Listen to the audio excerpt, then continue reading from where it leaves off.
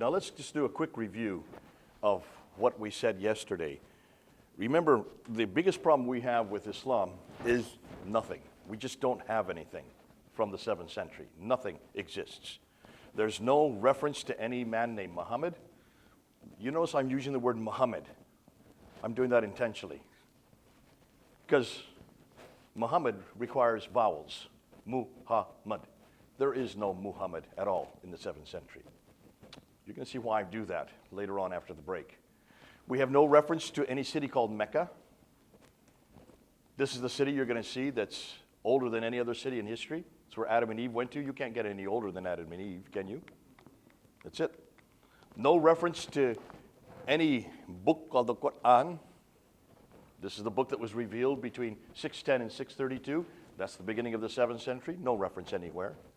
No reference to anybody called Abu Bakr, Umar, Uthman, or Ali. Those are the first 4 caliphs that come after Muhammad. No reference to any of these people. Yet this is how Islam began. And so it's fascinating with all that we now know, with all that we have. This man, Muhammad, his biography doesn't even appear until 833. That's what I told you yesterday, right? I lied. There is no manuscript from 833 of a man named Muhammad.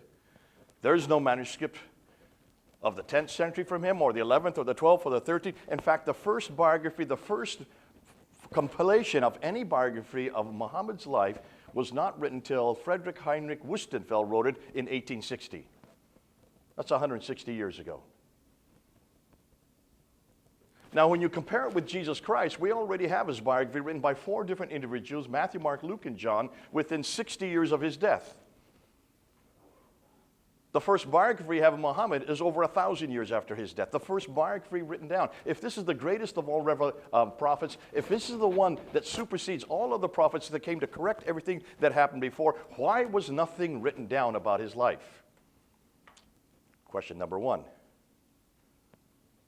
2, the more important material is not what happened, it's what he said. Because it's the hadith that are needed for Muslims to know how to walk, talk, eat, drink, and sleep 24/7. How they live comes from what he says. And mostly from people like Al-Bukhari, Sahih Muslim, Ibn Dawud, Tirmidhi, and the others. The 6 compilations that I have been telling you, and I have been lying all this time, that came from the 9th century. That's bad enough. If he lived in the 7th century and they don't even begin to appear for 240 years after his death, you can see the dilemma for Muslims. How are they going to support what they're hearing? But I lied, didn't I? Because I corrected myself yesterday. We have nothing before the 9th century. We have nothing. In fact, all of these traditions that are known as the hadith do not appear until the 12th century. And they continue up until the 16th century. Folks, that's the Ottoman period. Redacted back to someone named Bukhari. Redacted back to someone named Muslim. Redacted back to someone Tirmidhi. And this is material that's not even gone up on the internet yet. You were the first to hear it. All the extant manuscripts we're now looking at do not begin to appear until the 12th century. We have nothing earlier. Yet almost 2 billion people assume that this man lived in the light of history. That we knew where he was. We knew what he said. We knew what he did. We knew nothing about this man. Nothing about the Muhammad. I'm going to emphasize that. Because we are going to find out material after the break of a Muhammad. Yeah. And I'm glad you're here, Emil, because I'm going to shut down what you said yesterday. He thinks there was a Muhammad.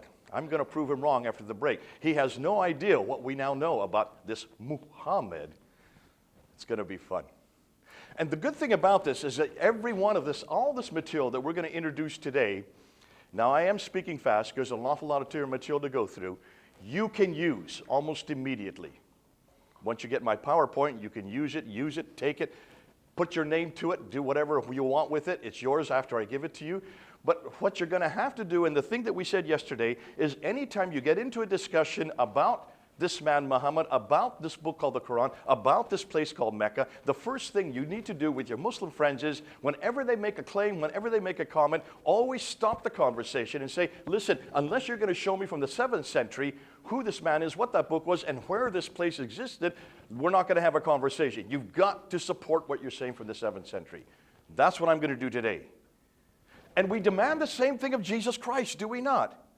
We don't care about the Gnostic writings, which are redacted back to Jesus. I don't want to read about what the Gnostics thought Jesus did, because he was going around killing people. That's not the Jesus I want to hear. I want to hear the Jesus in history, the man that actually lived, and the people that knew him, and those that actually saw him, and those that actually heard him. I want to hear what Matthew and John said, because they were eyewitness to what they were seeing, and eyewitness to what they were hearing.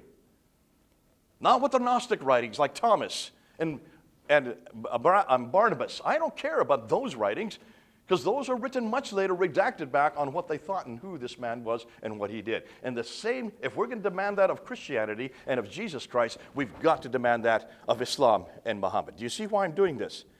That's why this is a win-win for us. Because if we do like with like, and we did it yesterday, you showed that. I showed you the graph. I showed you the timeline. Notice everything they have for Muhammad comes from 200 to 300, 5 to 1,000 years after his death. And everything we have for Jesus Christ comes within 60 years. Written by men that were living there, written by men that knew him, written by men that saw him, written by men that heard him, and in the same area that he lived. All of the material that comes on this man named Muhammad, or this book called the Qur'an, or this religion called Islam, how it originated came from men like Bukhari, who is from Bukhara, which is in Uzbekistan. Came from men like Tabari, who is from Tabaristan, which is in northern Iran. Or came from men like Hisham, who, though was born in Basra, lived in Cairo, grew up and did his work in Baghdad. In fact, they all did their work in Baghdad. That's over 1,000 miles away, 1,200 miles away. So, knowing that, getting that, and seeing that, if there is no history for him, if we cannot find him anywhere in history, or this book anywhere in history, then we need to ask, well, okay, since we can't find anything about him or the book, let's go to the place. Let's go to the place. Let's go to Mecca. Mecca is, well, let's just go ahead and open it up and watch. Don't watch me, just watch the screen and follow what's going along here. So the problems with Mecca. Why question Mecca? Well, the reason why, it's all through the standard Islamic narrative. Everywhere you look, you see Mecca, Mecca, Mecca, Mecca. Mecca, you'll see that, and you all have heard about it. And this is the one, I was interested talking with Emil yesterday. He said, okay. I said, which Muhammad are you talking about? He said, well, of course, it's not the Muhammad of Mecca. If it's not the Muhammad of Mecca, then it's not the Muhammad of Islam. Muhammad has to live in Mecca. Otherwise, he is not anywhere. Islam comes crashing down. You have to have Muhammad living in that place. Because if he's no longer living in that place, then it's not the same Muhammad, is it not? See, listen, my name is Jay. There are many people named Jay, right? And you can say, yes, there was a guy named Jay who came to Whistler, and he talked for 2 days. But if I never came to Whistler, if I never even knew this place existed, then I'm not the same Jay, am I? And it doesn't matter what you say about me, it's not me, it's someone else. In the same token, we need to make sure that when the Muslims are talking about their Muhammad, it has to be the one from Mecca. So, why is Mecca so important? Well, the main reason it still exists today. Muhammad doesn't exist today. We can't go to him. We can't talk to him. We can't even see his grave. There's nowhere, since there's nothing referenced about him, there's no reason to even, therefore, waste our time on him. But we can on Mecca, and that's the great thing about it. Therefore, we can research it. Now remember, Islam is based on 3 things, and these are the 3 pillars of Islam. These are the 3 legs of Islam. One book called the Quran, one man named Muhammad, and one place called Mecca. Now, if you start to attack one of those legs, and you finally bring it down, as we're going to do today, if it falls, the other 2 fall as well. That's why we're starting with Mecca, because it's the weakest leg. It's the easiest to confront, because it still exists. And you're going to see why, and it has to do with one word. The easiest way to attack Muhammad has to do with one word. But we'll get to that, and you'll see as we go. If we eradicate Mecca, then there is no Islamic Muhammad nor an Islamic Qur'an. So let's go ahead. So let's begin by looking at what Muslims claim. I'm always going to start every one of these areas out by seeing what they claim first, and then we're going to confront those claims. So that we quote them, so that we aren't creating that we're not creating a myth, or that we're not creating a scarecrow. So what do they claim? Well, this is what they claim. According to chapter 7, 24 in the Quran, that's chapter Surah 7, ayah 24, we know that Adam and Eve are thrown out of the Garden of Eden, and we know that the Garden of Eden is up in space. Why? We'll just read the verse. They were thrown down to earth. So therefore, it's not on earth. Our Garden of Eden is on earth. Am I correct? Just say yes. Whereas the Garden of Eden for Islam is up in space. So you can see already we're talking about two different gardens. Am I correct? Yeah. If they're thrown down to earth, where were they thrown down to? Well, the Quran doesn't tell you. You need to go to the traditions. You need to go to the hadith. And it's the hadith that tell us that Adam was thrown down to Sri Lanka and Eve was thrown down to Mecca. Whoever did the throwing down was not a very good shot. Don't worry. Adam was 90 feet tall, and so he just boom, boom, boom, boom, boom, strode his way all the way up to join his wife in Mecca. But that's where you get it out of the Quran. The Quran doesn't tell you much about this story. All it tells you is what happened in the Garden of Eden. And what you're going to find in that Garden of Eden, it's brilliant because many of the same things that happened there happened on earth in the biblical story, showing that they pulled this from the biblical story and they missed two salient points. The two most important points about our story is that God's in that garden. Am I correct? In Genesis chapter 3, verse 8 and 9, he's walking and talking in the cool of the day. That you won't find in this garden. And if God is not there in the garden up in space, and he is there on the garden of earth, that tells me my God can enter time and space. Their God can't even make it to their garden that's up in space. But if there's God is not in their garden, then there was never any relationship with man from the very beginning. Look what kind of God they have. They've never seen him. Adam and Eve never knew him. There was no personal relationship from the very beginning. So immediately you're seeing, though we have the story there, and we know that it does exist according to the Quran, when you start and unpack that, you can go for a whole hour on how, no wonder, then they have no idea what sin's about. They have no idea what salvation is, because their Adam and Eve never knew God face to face like our Adam and Eve did. And so there they are, thrown out of the Garden of Eden down to Mecca. If they're thrown down to Mecca, at least she was, would that not suggest that that is the first inhabitation for mankind? Yes? No? Yes. Could you get anything earlier than Adam and Eve? No. So it'd have to be the earliest establishment. Whatever year that is, I'm not going to debate that today. Regardless, you can't get anything earlier than Mecca. That's all I want to make the point, all right? It's the oldest inhabitant for mankind.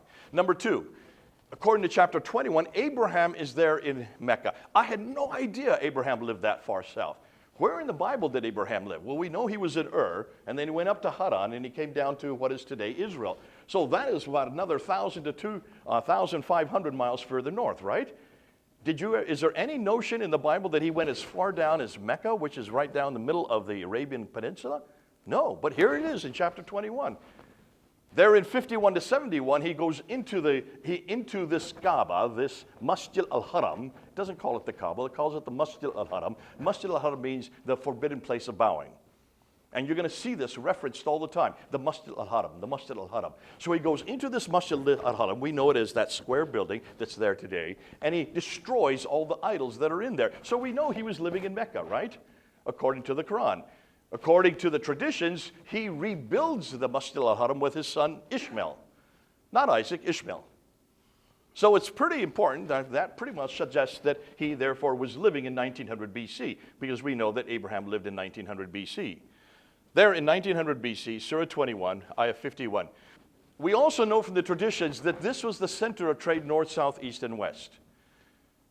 Now that's significant because that means that many people knew about it. It had to be pretty important if it was the center of trade for that entire part of the world. So we do know, according to the Quran, that he was there. Adam and Eve were there. We do know that Abraham was there, that the trade existed. So it should be one of the best known and best documented places in history, right? You would think so, since it's the earliest. When you get to the Quran itself, here's the problem. It only refers to it one time in chapter 48, verse 24. You have no other reference in the Quran for this place. If it's such an important place, if it's the earliest place for mankind, if it's where Abraham lived, it's, as we're going to find, 300 prophets are buried there. Why is it we can only find one reference to it in the entire Quran? And when you look at chapter 48, 24, it doesn't say much about it. It just says it's in a valley, which it's not. Well, Mecca, let's be careful. Mecca, there is a valley somewhere in Mecca, but not the Masjid al-Haram, not the Kaaba. But what was interesting is we know it's the sanctuary. It's called the sanctuary. We don't know it's where the Prophet lived. So whenever you see in the Quran a reference, it's talking about where the Prophet lived. And where the Prophet lived was a sanctuary, according to chapter 3, verse 96, called Mecca. Now, Emil, you're an Arab speaker. Is Mecca the same as Mecca? No way. Does it have the same roots? And every Arabic word has to have three roots, right? Three consonantal roots. So we're not even talking about the same place. Can you see how this is an argument Muslims are trying to say Mecca is Mecca? No, it is not. Just ask an Arab speaker. Completely different roots. Well, not different roots. The first consonant is completely different. And that's why it cannot be the same place. And we know where Mecca is. There's a Mecca in the Lebanon Valley. In fact, we know of 3 different Meccas that the Bible's talking about.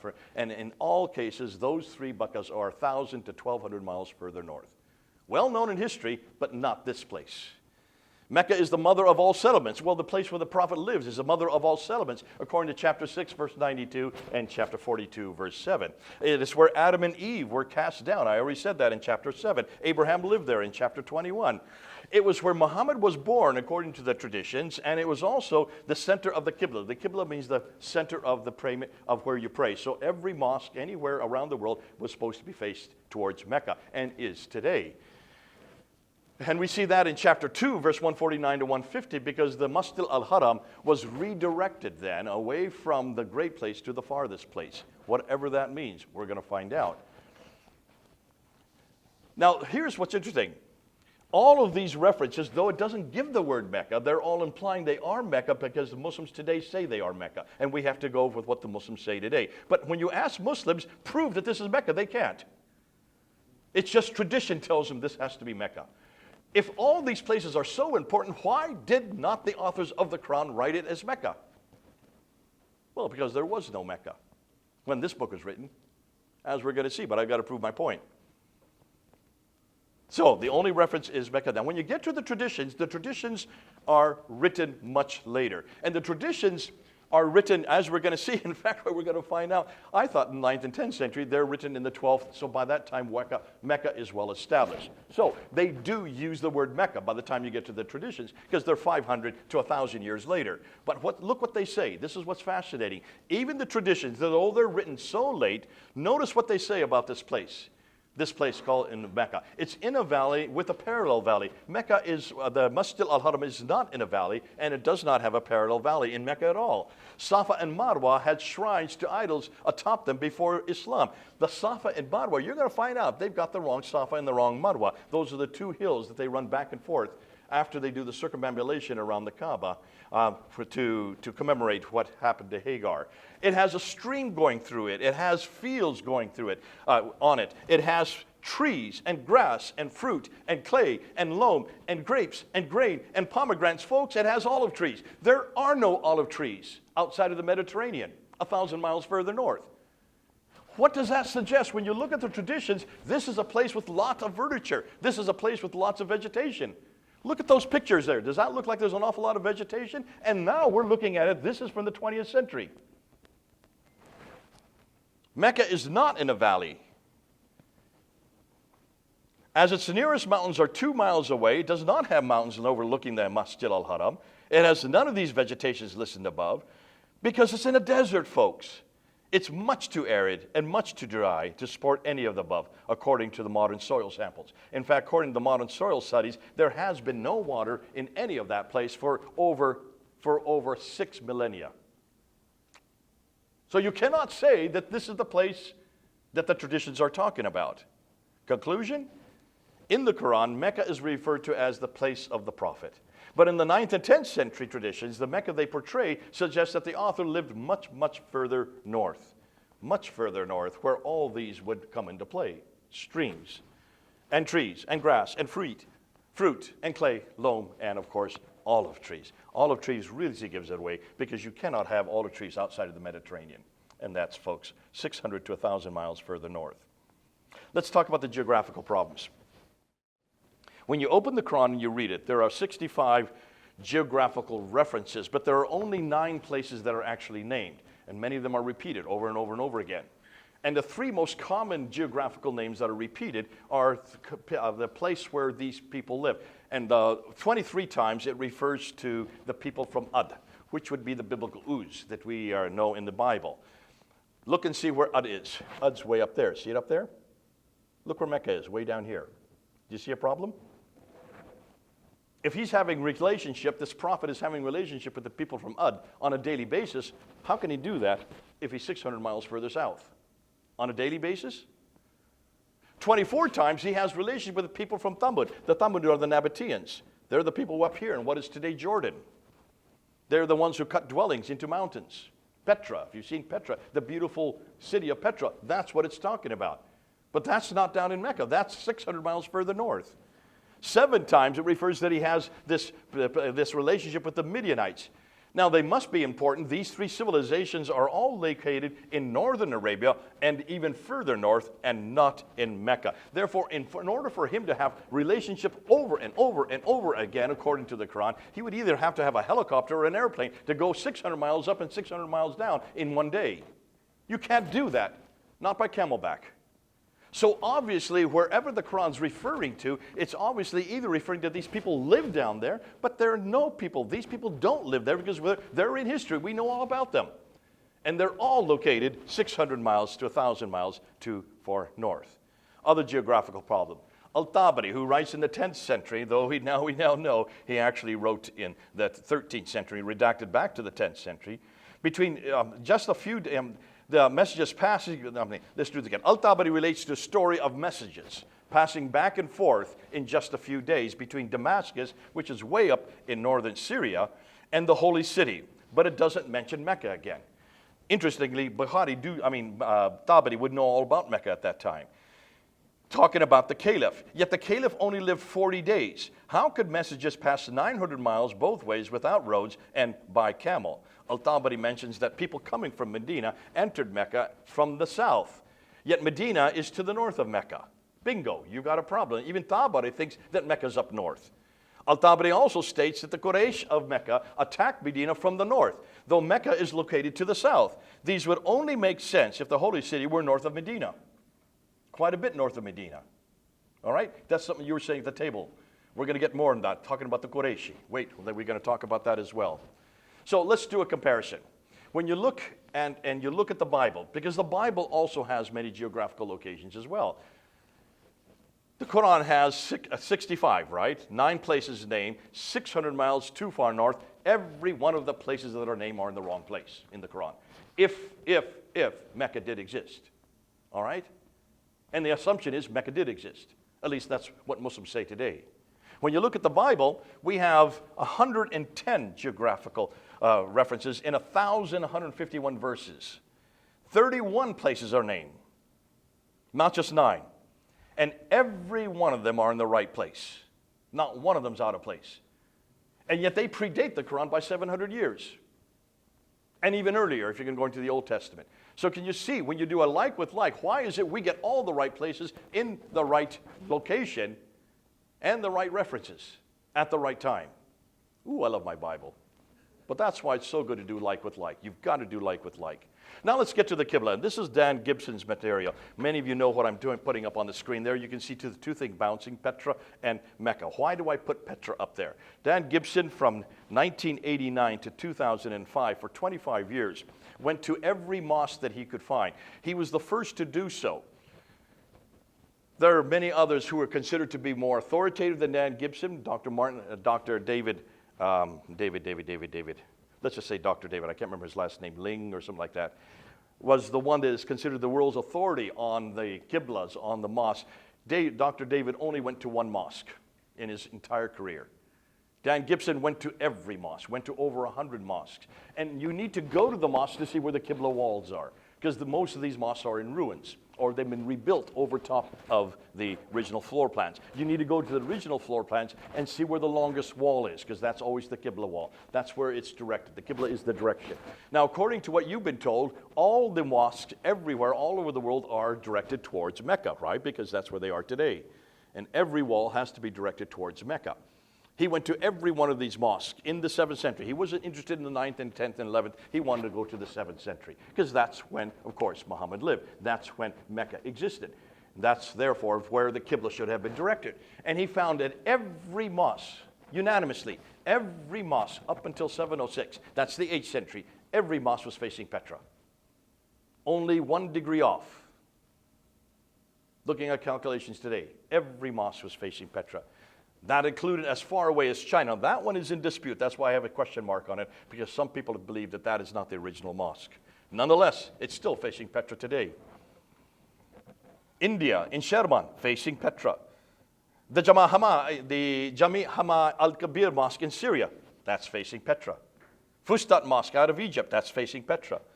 The Dome of the Rock, in fact, the entire citadel of the Dome of the Rock, including the Al-Aqsa Mosque, which is on the eastern wall, the southern wall, all of it, including the 709 built Al-Aqsa, are all facing Petra. They still are today. You can't change it. That's what's neat. Once you build it, you've got to keep it. The Humayma Mosque in Jordan, the Amman Mosque in Jordan, the Grand Sana Mosque in Yemen, the Qibla al-Minya Mosque in Israel, every mosque is facing Petra. Why in the world are they facing Petra? Every Qibla from 624 to up to 706 are facing Petra. Not one is facing Mecca. In fact, the first Qibla, the first mosque that has a Qibla facing Mecca is not until 715. Muhammad died in 632. Do you see a problem, folks? Not till 715. This suggests that Mecca was not chosen until the late 7th or early 8th century. But you cannot say that. The problem with that is every Muslim knows that all the mosques, even preceding Muhammad, were all facing Mecca, because Mecca was the oldest city. Now we come to the prophets themselves. According to the traditions, there are references over and over again to where the prophets died. And where the prophets died is where they're buried. You're buried within 24 hours before the sun goes down usually. Am I correct, Emil? See, Emil's here just to say yes to everything I say. I've got them all programmed. I'm going to pay him afterwards. If I say anything wrong, Emil, you'll probably get up and start remonstrating, okay? Because I need some heckling just to make me feel at home. Look at Adam and Eve. Reuben and Wheeler, quoting from the standard Islamic narrative traditions, say that when Adam died, he was buried in Mount Abu Qubais near Mecca, where Eve had been living.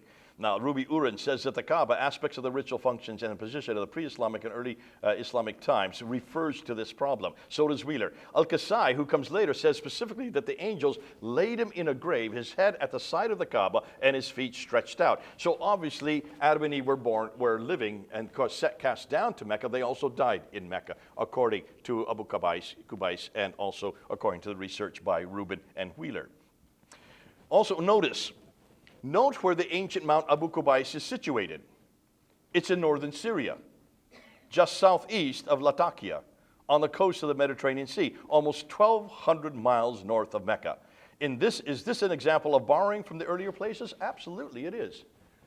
But isn't it curious that almost every place, even the names of the places they're borrowing from, are 1,200 miles further north, not south, and certainly not in the Arabian Peninsula. Look at Seth. According to Uri Reuben, who quotes, it is said that Seth, the third son of Adam and Eve, was also buried where Adam and Eve were buried. Where were Adam and Eve buried? In Mecca. Okay? What about Ishmael? On the authority of Al-Masudi, Uri Reuben says that when Ishmael died, he was buried in Mecca opposite the place of the black stone. Where is the black stone, folks? It's on the eastern corner of the Kaaba. Still there today. We're going to talk more about it later on. The sacredness attached in Muslim tradition to the Hijjat is focused on the idea that this area was the burial place of the noble dead, especially Ishmael, who is connected with Muslim legend with the history of the Kaaba. The tomb of this patriarch is found there. Let's talk about Noah. When the flood was over, Noah reburied Adam in Mecca, suggesting that Noah lived there as well. Al-Kasai notes, on one pilgrimage, Noah turned and saw Adam's kiln to the right of the Kaaba. So he's actually there, watching the Kaaba, and asked God if it could be moved to his house. God told the angels to carry it to Noah's house, which was then where the Mosque of the Kufa now stands. That's in Iraq today. When Noah took Adam's body, it was still fresh and unchanged, except for his fingernails, which had grown dark for lack of fresh air. He also took Adam's coffer, in which were the prophet's staves, numbered at 300 and written by the will, upon each of which was written his own name. So it looks like Noah was also buried there in Mecca. Hud, from the Hadramat of the great-grandson of Noah, so he was in the family of Noah, according to Surah 111, is also from Mecca. Saleh, Brenner quoting Al-Tabari says that Saleh, the grandfather of Hagar from Medina Saleh, died in Mecca. If he died there, he must be buried there, and on the basis of what Umar al-Akshkar, who said, a prophet is buried nowhere but the place where he died. According to a hadith, no prophet was ever buried except where he died. The Queen of Sheba. Well, Wheel writes that the grave of Balkis, the Queen of Sheba, was found during the reign of Caliph Walid and bore the inscription, "Here is the grave of the pious Balkis, the Queen of Sheba, the consort of the prophet Solomon and the son of David. She was converted to the true faith in the 13th year of the Solomon's accession to the throne, married him on the 14th. When the lid of her coffin was opened, they discovered a female form, which was fresh, well preserved, as if it had been just buried." All of these people, folks, were all buried in Mecca. These are the traditions telling us this. They're the traditions all written in the 12th, 13th, 14th, and 15th century, redacted back. Now, do you believe all these people were buried in Mecca? I don't. But nonetheless, that's what they believe. That's why we're quoting them. We have to quote them. Even Daniel in the lion's den. I'm not going to read it all. It'll take me all day to read all that. But even according to Ibn Kathir, Daniel was also buried in Mecca. 50 to 300 prophets, according to the traditions, were buried in Mecca. Reuben notes, a tradition of Muqatil says that between Zamzam and the Rukn, there were buried 70 prophets. The Zamzam well is just about 30 meters from the Kaaba, folks. Within that 30-meter space, there are 70 prophets that have been buried there, including Hud, Saleh, and Ishmael. Another tradition, which is traced back to the prophet, states that the graves of Nuh, Hud, Shu'ab, Saleh, and Ishmael were located between the Zamzam and the Maqam.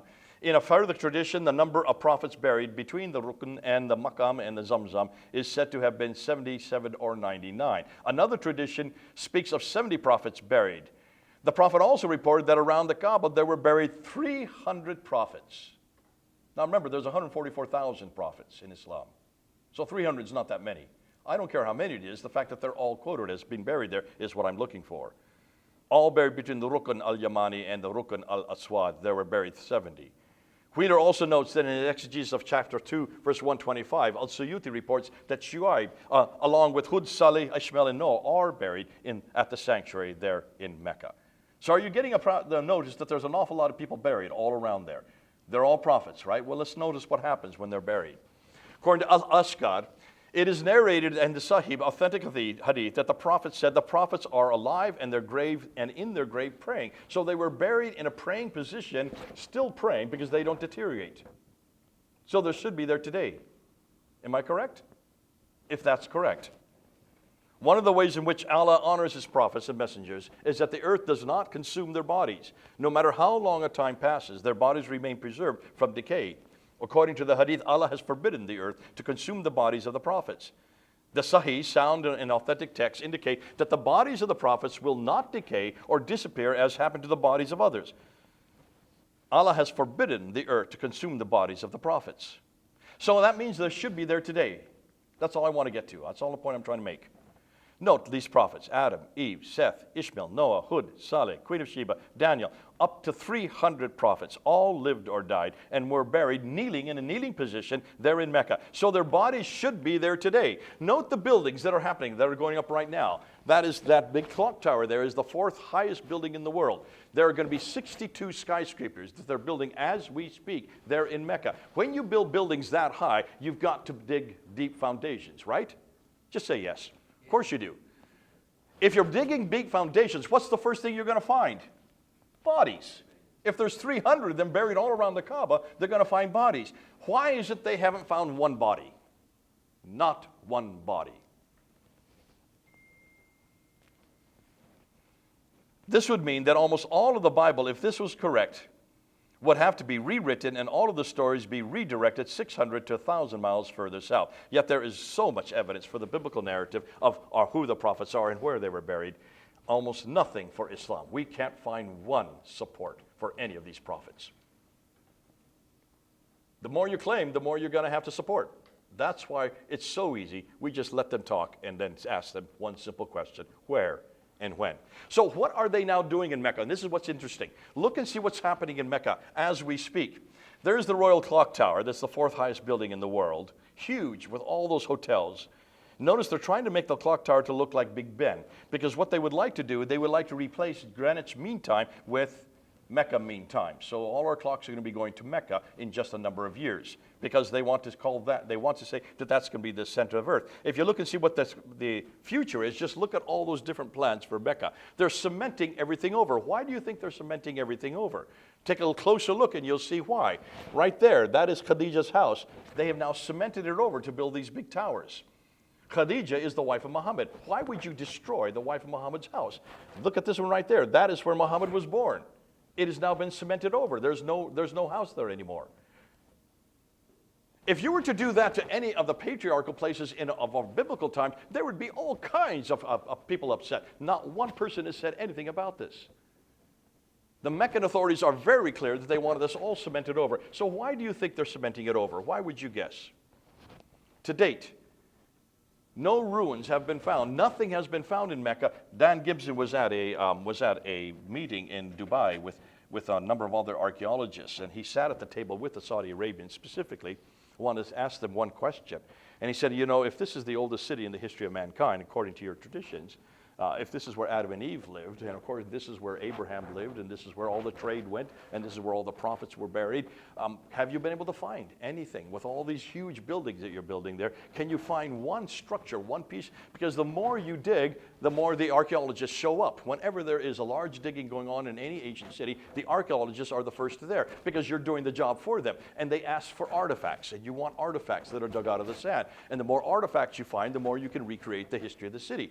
Different layers of artifacts. You can then create that history. And so he asked them, well, what have you found? And they kind of looked down at their plates. They didn't want to answer. So what is the earliest thing you have found? And they say it is pieces of this fort from the 1300s is the earliest material they have been able to find.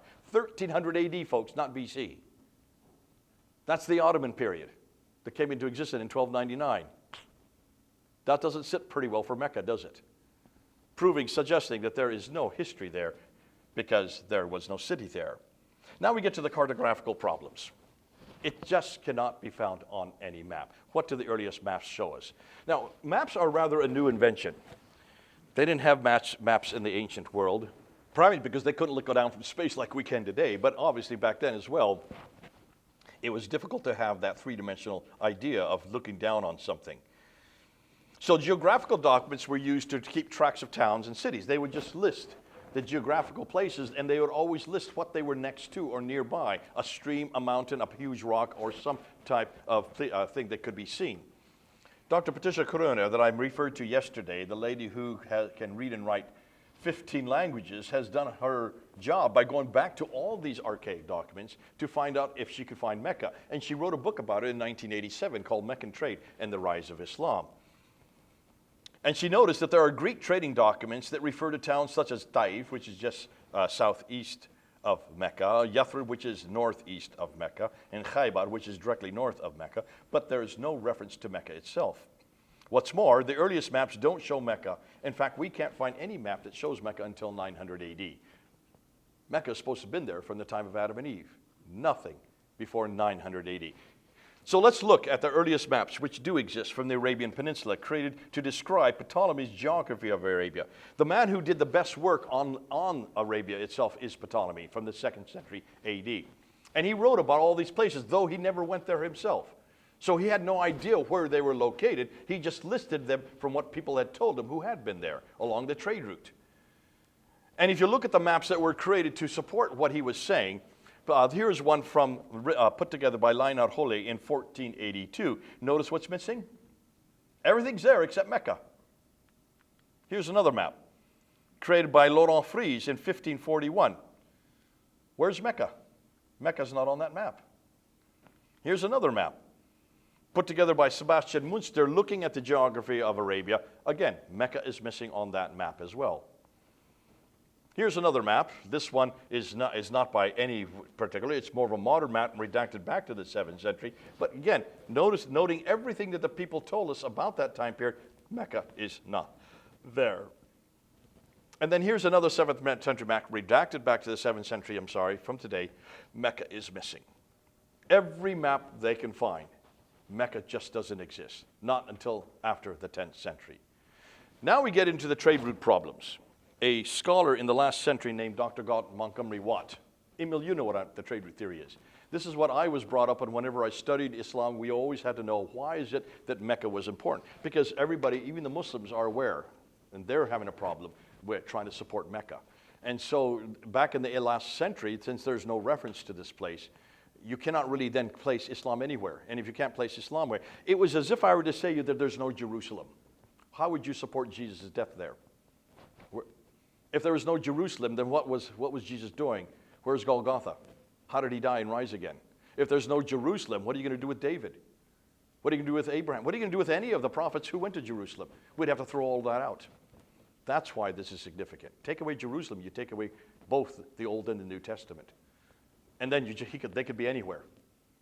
You have to have a major city. You have to have the city that is where the center of everything. Because the Kaaba, if you don't have Mecca, you don't have the Kaaba. If you don't have the Kaaba, it could be any religion, any animistic faith that has then coalesced into a religion called Islam at a much later date.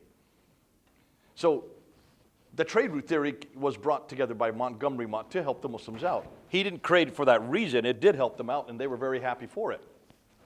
Because what he did, he said, well, listen, if Mecca didn't exist, then why was it important? Then if there was no Mecca, then of course he saw the realization, as did every Muslim, that there's no Islam. You can't have it without Mecca. So he came up with this theory of concerning what was happening at the time. Now, the people who were really involved in this whole theory were two people. One was Dr. Patricia Corona, who you see up there now, who is my friend and colleague and also my professor when I started my doctorate. She was my second supervisor. And she is the one that really confronted this theory. She did an amazing job.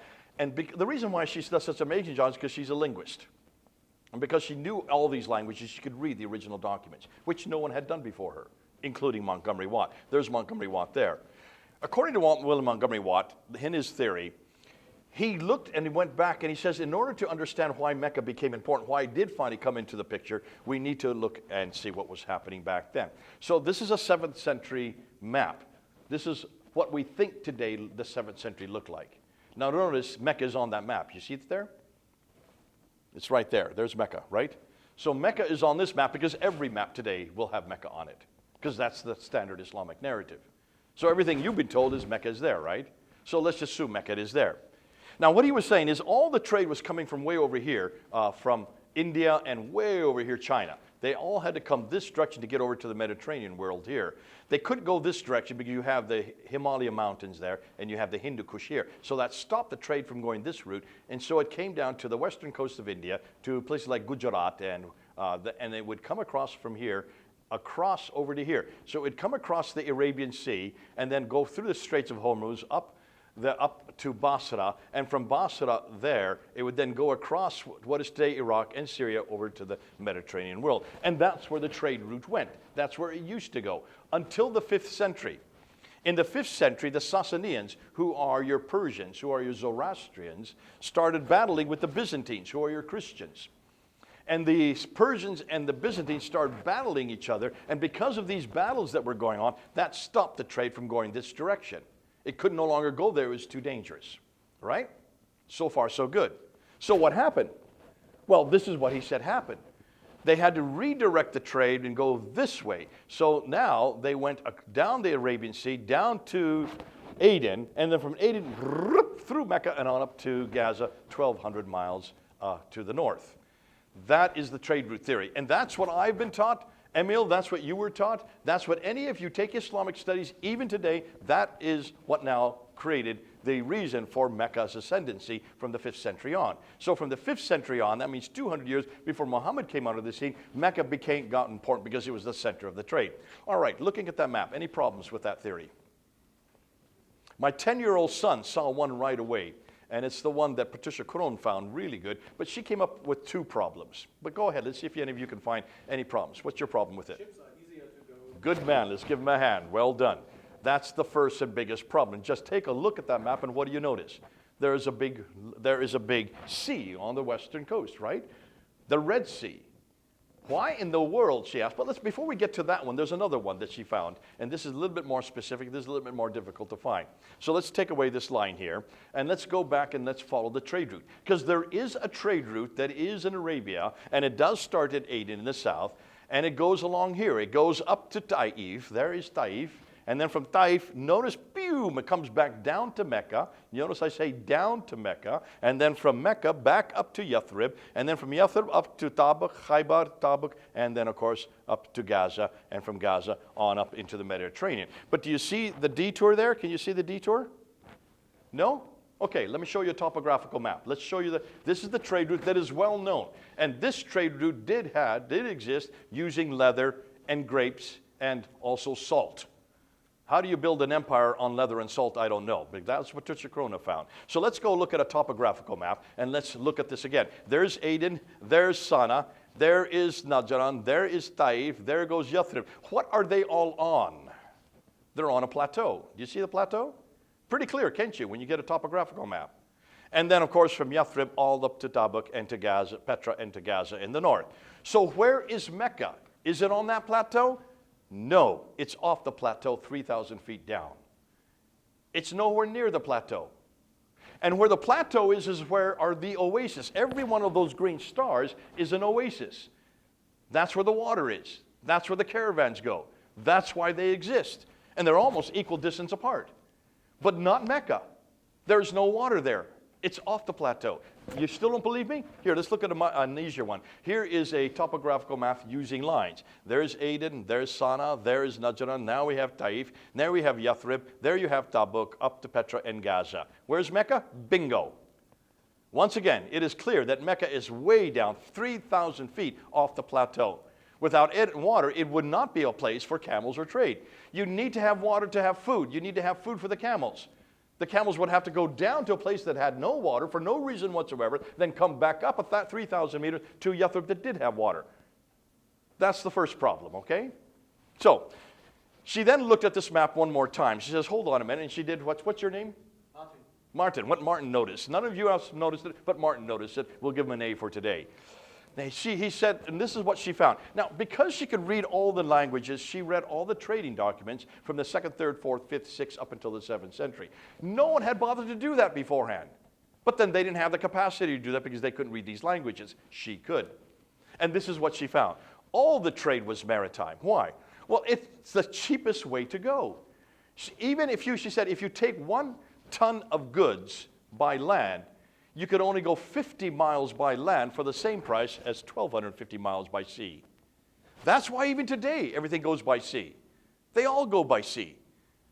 Back there in those days, if you take it by land, you have to have camels. You have to feed them. You have to water them. You could be attacked at any time. Those who are attacking you could be behind a sand dune. They could be behind a hill. They could be behind a rock. You had to secure yourself. You go by sea. There's no water. You don't need any camels. You have a boat that has a sail. The wind pushes it. If you see that, you can see the enemy miles away. You can quickly tuck yourself into one of the coves to protect yourself. That's why everybody went by sea. Nobody went by land if you didn't need to, if you had a sea there. So the trade route she found, and all the trading documents, in fact, up here in the western coast of India, she went to India, and she found that all the trading documents had this name on it. Agilis, which is Eritrea today. It was the Eritreans that controlled the trade. They're the Ethiopians. Their names are all over the trade goods. There was no Arab names because the Arabs were not seafarers. For one very good reason, we'll get to that. They were camel herders. They were desert folk. They were nomadic, not the Ethiopians. They knew what they were doing. And then from Agilis, it went up the Red Sea, and it went on up to Petra and Gaza. And then from Gaza, right across the Mediterranean world. So all the trade was maritime. But why hadn't anybody noticed it until 1987? Until 1987, no one knew this point. And she got death threats for writing this. She had to leave Oxford University and go to Cambridge University. That's where I met her. Folks, why do you get death threats for finding something that everybody should know? Because Muslims don't like this. That ruined their theory for them. And it shut down Montgomery Watt's theory. So yet today, you go to School of Oriental African Study and they still teach the trade route theory. And that's her alma mater. That's where she got her doctorate from. Isn't that sad? Today, all over Britain, that's all they teach. Because the Muslims will not allow you to look at these maps or hear what's really happened. But she made a mistake. She didn't go far enough. If they went up the Red Sea, here's the question I want to ask, and we asked it as a team, and I looked at that. I remember us looking. I said, why in the world did they go to Agilis? Why didn't they go to Jeddah? Because Jeddah is the port that supports Mecca today. That's right. Mecca's in 35 miles from the sea, but Jeddah is there, and that's where you get all your food. That's where you get all your water. So we wanted to look at Jeddah itself. Now, to go to Jeddah, there's Jeddah there. You see it's on the Red Sea. Mecca is inland. You have Yathrib, which is the archaic name for what is today Medina. And Yanbu is well known. There's lots of references to Yanbu. We know about it. But what about Jeddah? What about Jeddah? It's on the Red Sea. Couldn't it have supported the chain? Well, to understand that, you need to look at where the channels are. And the deep channel, in fact, before I put the red line, do you see the deep channel that's there? This is taken from space. That's where the ships today go, because they're very big ships. And they keep on get blocked in the Suez Canal. But before they get blocked in the Suez Canal, they go up that channel. They didn't have big ships back then. They had small ships. They were pushed by wind. And they went on these channels down here, these golden channels. Notice where those golden channels are? They're all on the west, right? Not one of them's on the east. They're all on the African coast. That's where the smaller ships went. Unlike the East Arabian shore, which were arid and with no fresh water, and thus few people, the West African shore had plenty of fresh water and larger populations. What's more, the West Coast had easily accessible ports. We even know their names. Here they are. I'll show you to you. All the ports are well documented. All of them are historical. Let's start with the 5 coastal cities, 5 coastal ports. Asab, look at the date that it has historical background to, all the way back to 246 BC. Agilis, 79 AD. Those two are in what is today Eritrea. Suaken is in the Sudan, 170 AD. Berenice and Safaga are both in what is today Egypt. Notice 5 different cities. Their dates are all predate Islam. Look at the dates that are there. This is what Muslims don't want you to see. That's why I'm putting dates on everything, so you can also all see just how old they are. And what's interesting, all 5 are exactly the same distance. So it's 1 day's distance by sea. So you can pull into port every day, resupply, and make sure that you don't get attacked in the night by pirates. That's why they're much safer. All on the western coast. On the Red Sea. Well, what about the eastern coast? What about Yanbu? Well, it's well known. We do have documentation. But the question we want to ask is about Jeddah, because Jeddah is the port for Mecca today. Was Jeddah in existence? Could they have pulled into Jeddah, and that would have been supplied? Mecca could have then given support for Mecca. We went to Dr. Gerald Haunting, who is the world's authority on Jeddah, and we asked him this question, and he said, no, there is no reference to Jeddah prior to the 8th century AD. Notice the date. 8th century AD. That means Jeddah didn't even exist for another 100 years after Muhammad, if Muhammad existed. Suggesting that Jeddah was created because Mecca was chosen finally. When was Mecca chosen? We're going to get to that. So let's get rid of Jeddah and Mecca. Bye-bye. All right? Without Mecca, what then happens to 7th century Islam? Back to your point. Bingo. You just destroy Islam in one fell swoop. What about the lesser known towns? Now, if Mecca was not existent, well, maybe nothing was known there. Maybe this was just a blank area, and there is some truth to that, because the Romans talked about the Arabian Peninsula, and they gave 3 different names for the Arabian Peninsula. They called Arabia Petraea in the north, they called Arabia Deserta in the middle, and they called Arabia Felix. Arabia Petraea, because it's of Petra, the city of Petra. That's Jordan. That's what we know as Jordan today. Arabia Deserta, it was a desert. That's why they called it that, because there was just nothing there. It was open, arid space. And then Arabia Felix down in the south, where Yemen and Oman are today, it was happy Arabia. That's what it means. Because it was very happy. And why? Because there was water down there, and there was water up north, but not in the middle. So when you look at these lesser known cities, the question could say, well, maybe nothing was known because it was Arabia Deserta. If it's Arabia Deserta, no one would ever went there. Therefore, there is no historical reference to there. Is that the case? We'll see where Mecca is now. Let's look at Najran, which is just south of it. Strabo in Geographical talks about it.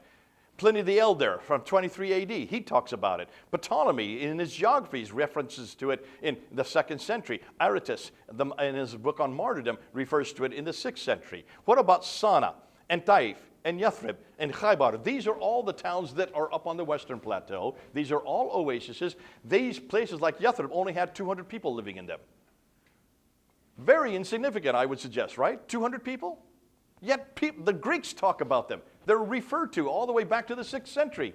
So we have lots of references to these little oases. If these little oases that only hold 200 people are referred to, why isn't Mecca, which is the oldest city in the history of mankind? the center of history, where Adam and Eve lived, Abraham lived, where all the trade went north, south, east, and west, and of course, where Muhammad was born and grew up. Mamre. Clinton's history refers to it. He talks about it in his book that he came out in 2011. Petra. Joukowsky has written an entire history of Petra, which just came out in earlier this century. And Maghrib, Mohammed Maraktem also wrote a book on that. So all these other places that are in red, all are well known, but not one reference to Mecca. Why are all these insignificant towns referred to, but not Mecca? Well, if that's the case, what about the surrounding empires? Maybe someone who lived in that area knew about this place, right? Let's go and ask that question. So, was Mecca known? If Mecca was the oldest city in the history of mankind, then someone, somewhere, in the area surrounding it should have heard of it, right? You would think so. So, there's Mecca. Put it on the map again. By the way, the maps I'm showing you are modern maps, so that you can understand what we're talking about from your modern geography. I'm purposely putting Google Maps there so that you can see where we're talking about today. What about the empires which were far away? Well, we have the Assyrians. We have Shalmaneser III. We have Sargon II. We have Sennacherib. In fact, Dr. Patricia Crone has looked at all of their writings. Could not find any reference to Mecca. She went to the Babylonians, to Nabonidus, who was living in 539 BC. No reference to Mecca. She went to the Romans. She went to people like Ammianus Marcellinus and Procopius of Caesarea in his History of the Wars. She went to Strabo, Pliny the Elder, and also Ptolemy. No reference to Mecca. She went to the Persian Empire, and especially around the city of Hira, which is today Kufa. Couldn't find any reference to any place called Mecca. So then she decided to go to the empires that are much closer. The other empires that are directly around Mecca. Maybe they would have heard of this place. She went to the Nabateans first, couldn't find any reference to Mecca. She went to Saba in the south, no reference. She went to Himyar, they couldn't find any. She couldn't find any. She went to the Azdi kingdoms, couldn't find any reference. She went to Kinda, even where Riyadh is today, known as Du Khahilum, no reference to Mecca. She went to the Kedanites, to places like Taima and Duma and Dedan, couldn't find any reference to Mecca. She even went to the Nubians and the Akshumites and the Abyssinians, not one reference to Mecca. Notice? That completely surrounds Mecca, right? Look how close they are to Mecca. Not one of these kingdoms had heard of Mecca.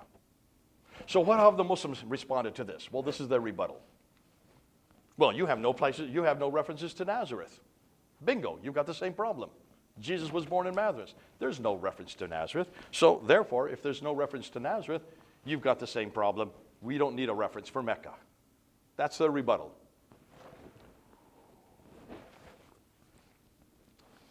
In order to answer that, you need to ask about equivalence, like with like. There's Nazareth on the map. Nazareth was only a small town with only 450 people at the time of Jesus. It had no large buildings or anything of significance. It became uninhabited in the first century.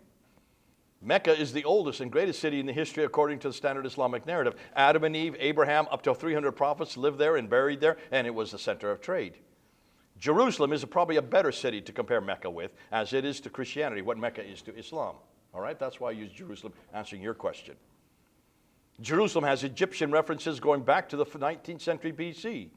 It is not only one of the oldest cities in the world, but one of the most important and probably one of the most best documented, unlike Mecca. However, in 2009, Nazareth has now been discovered. It has been discovered. In 2009, Israeli archaeologist Yardena Alexander excavated archeological remains in Nazareth that date to the time of Jesus in the early Roman period. He told reporters the discovery is of the utmost importance since it reveals for the very first time a house from the Jewish village of Nazareth. Other sources state that during Jesus' time, Nazareth had a population of 400 and one public bath, which was important for the civic and religious purposes as a mikvah. This proves that there has been newly discovered artifacts which support the historicity of Nazareth 2,000 years ago, during the time of Jesus. And all we're asking Muslims is to find reference to Mecca, a much bigger city, a much more important city than Nazareth. If we can find now for Nazareth, why can't they find for Mecca? We're still waiting. What about the documentary problem? What was the earliest literary reference supporting Mecca's existence? Well, Dr. Patricia Corona, in her book in 1987, Mecca and Trade, went and tried to bring this balance. She wanted to find out where was the first reference to this city in any documents. And she scoured all the documents that were there. She knew 15 languages, so she went looking in all those languages for any references to Mecca. And she finally found it. In the Continuato Apocalypse of Pseudo-Methodius, Byzantia Arabica, written in 741. Look at the date. 741. When did Muhammad die? 632. When did he was born there? 570. This is over 100 years after Muhammad was even there. But notice where the Apocalypse of Pseudo-Methodius, Continuato Byzantia Arabica, placed this Mecca. This is the first reference we can find anywhere in the world to Mecca. 741, but take a look at where it places it. She didn't read far enough. She didn't read the second half of that inscription, which is in bold there. All the way finally to Mecca, as they consider it, the home of Abraham, which lies in the desert between Ur of the Chaldees, magicians, and Kara, the city of Mesopotamia. There's Ur of the Chaldees, there's Edessa, and there's Kara right down there. Remember that this is in the 8th century that this was written, 741. J.E. Taylor had not yet discovered the city of Ur. So people thought Ur was up here in Edessa up until the time that, the 19th century. In the 19th century, finally Ur was discovered as coming from Iraq. But J.E. Taylor hadn't discovered that yet. So the people then assumed it was near Edessa. There's Edessa right up there. Just south between Edessa and Haran. There's the city of Haran right there, the town of Abraham's brother. So proving that even back then, up until the 19th century, everybody thought that Mecca was up in Turkey. Southern Turkey. Completely off. Conclusion, the original Mecca was located in southern Turkey, in Ur. That's the Ur of the 8th century, south of Edessa. It is much too far north, once again, but interestingly, directly above the present and second Mecca that we know today. So the historical problems. Why is there no history in Mecca? You want an answer? I'm going to give it to you. And it's just one word. But to do that, let's just look at some pictures. See those pictures of Mecca? These are the oldest pictures we can find. They are all bleak, are they not? Rather arid. Soil studies inform us that the soil there has never been able to support vegetation for over 6,000 years. There's not been any soil that can support vegetation. That's not just in the last 1,400 years, over 6,000 years. Why is that important? Here's why. Take a look at these pictures. What do you notice? These are all pictures of Mecca, all from the oldest that we can find. One of them is an artist's depiction, but nonetheless, you see the same thing in every picture. There's no vegetation. Is that true? Can you see trees? Can you see clay, loam? Do you see streams? Do you see olive trees anywhere? And why is that significant? Let's see by looking at some maps. And this is what I did back in 2019. Back in 2019, I took these 4 maps with me. And I went down to Speaker's Corner. Hatun and I were up on the ladder. And I held these maps up, and I wanted the crowd to see. I said, Muslims, take a look at these 4 maps. What do you notice? Look where Medina and Mecca are. And what do you notice about the surrounding area? Well, it's pretty brown, isn't it? What you can observe very clearly is that the central part with Medina and Mecca is all a desert. If it's a desert, where there's a desert, there's no water. Where there's no water, there's no food. Where there's no food, there's no people. Where there's no people, there's no towns. Where there's no towns, there's no cities. Where there's no cities, there's no civilization. Where there's no civilization, there is no history. How long did it take me to say that? All I had to do is say that one time from the ladder. Anytime they came up to discuss about Mecca, I said, hold on a minute, there's no water. No water, no food, no people, no people, no towns, no cities, no history. You've got to have water. In order for anybody to exist, you've got to have water. Am I correct? Absolutely. And if there's no water, just like Mars, there's no point in ever going there.